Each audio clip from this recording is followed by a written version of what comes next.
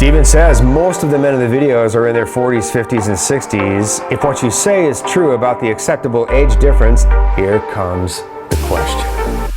And why does AFA allow so many young women in their 20s to the socials?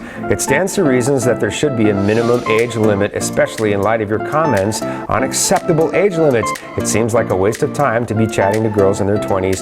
Thanks for an honest response. So Steve, here's the deal. 90% of the men who go on my tours want to meet women that are too young for them. And this creates a real dilemma for us, right? So what do we do with that?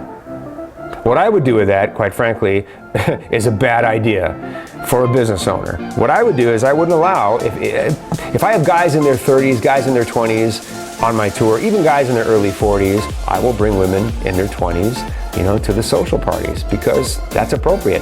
If I have guys in their 40s, 50s, and 60s, I would probably lean that a little bit more in the direction of 30s and 40s. But here's the thing. One of the things that we allow men to do when they purchase a tour all over the world, wherever you're going, any of our destinations, you give us a list of women you want to invite. And if the guys are giving us women in their 20s, I could call them up and I could lecture them. In the beginning, I think I actually did that.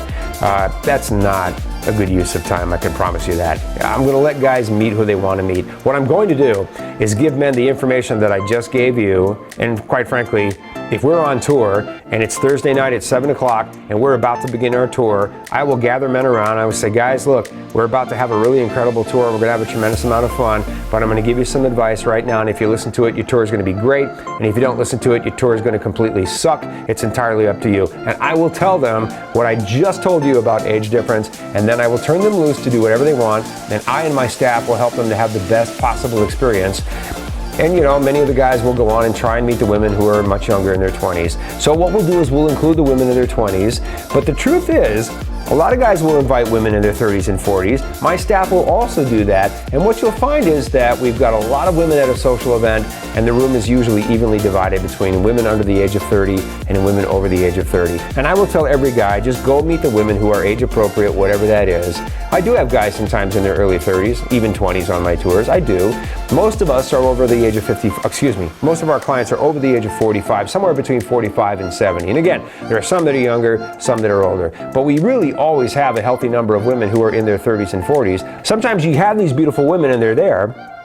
There are young women, they are, and they're pretty, and they end up in the video. But you do have a lot of women actually at our social events who are in their 30s and 40s. But we let the guys drive the invitation list for the most part because that's what you're paying us for. A smart guy will keep it real and then just go meet the women who are age appropriate. And I promise you, if you're in your 40s, 50s, and 60s, there will always be an incredibly healthy number of women in their 30s and 40s at our social events, and most guys aren't going to pay any attention to them at all. So if you do pay attention to them, my friend, it's all yours. That's the truth.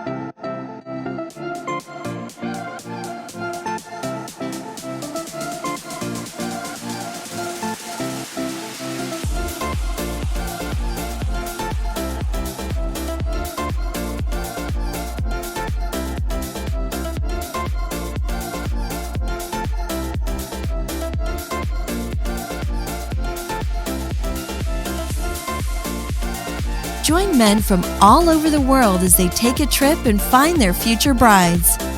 Interested? Learn more at